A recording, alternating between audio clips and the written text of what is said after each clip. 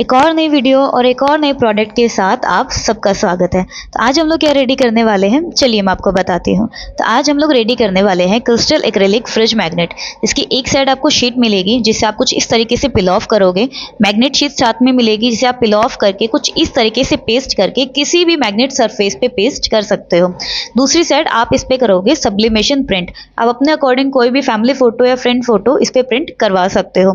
Dealer की side से हमें मिला था 3000 फ्रिज मैग्नेट्स का ऑर्डर, जो कि प्रॉपर पैकेजिंग के साथ डिस्पैच होगा। 3 अलग अलग शेप्स में हमने इसको रेडी किया, like circle, square and rectangle. So अगर आप भी अपना ऑर्डर प्लेस करना चाहते हो तो आप हमें डायरेक्ट डीएम कर सकते हो।